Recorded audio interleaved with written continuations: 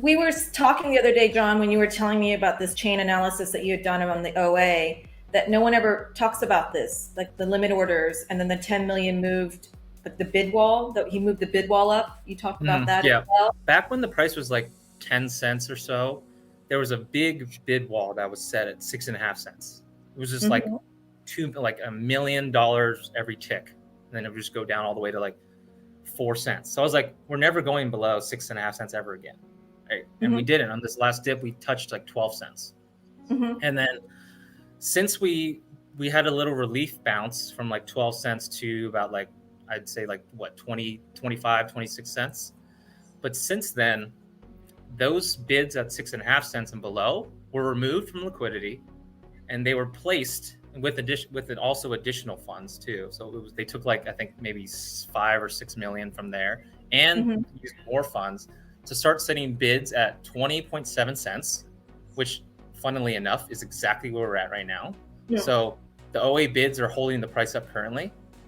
And all the way down from 20.7 cents all the way down to like, I want to say 8 cents. So we have a huge bid walls, and each tick, each like maybe half a cent, there's another $600,000, million, $500,000, $700,000.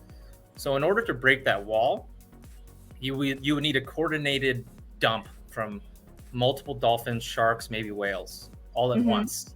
And what's the likelihood of that happening? Very unlikely. And also, if that were to happen, that's also not considering people that are going to market buy if it did get that low, right? So there's a lot of buy pressure that's not in limits that would buy if the market did hit 15 cents again or 17 cents, right? But having said that, it's highly unlikely to go much below 20.7 cents ever if those bids stay, because of that pressure, right? So you have the limits that are supporting the price, and also the people that are going to market buy that are going to support the price. And you have a limited amount of sellers, right? Most people are staked, and the OA controls most of the supply too. So the supply just keeps shrinking and shrinking and shrinking and shrinking.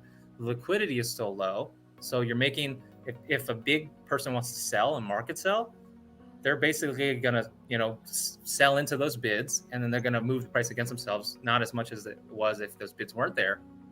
But essentially, we have a limited downside right now and an unlimited upside potential, right? So like our downside may be 5, 10, 20% maximum. Again, if there's a coordinated dump. But on the upside, there's no cap on that, what the price can do in the future. Right? There are limit sell orders, of course, along the way. So you need a lot of buy pressure to move the price up. But relatively, right? If you're just comparing the bid side versus the ask side, the bid side heavily outweighs and closer to the price too. So that said, it's in such a bullish time for HEX, especially coming out of the second sacrifice phase, where we've had over 5 billion HEX sacrificed for Pulse and Pulse X. At current prices, that's over $1 billion of sell pressure removed from the market. $1 billion of sell pressure removed. That is insanely bullish. That is insanely bullish.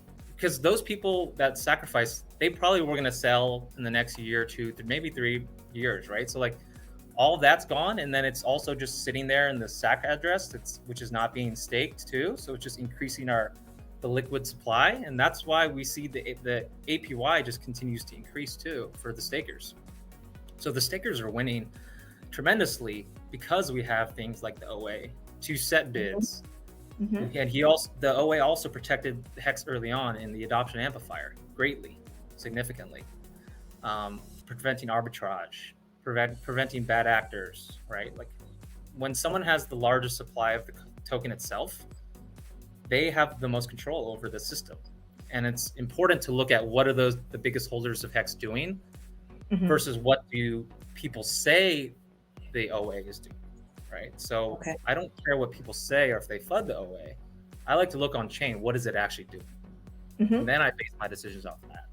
Because if you know what the OA is doing and you see what their strategy is and they're playing 4D chess, then you can kind of see, maybe in retrospect, you can kind of see the moves they're making. everything the OA does is highly thought through and coordinated, and also experimental, right? So I think the bids at 6.5 cents, that was a totally experimental thing. Like that had never been done in the history of HEX as far as I know.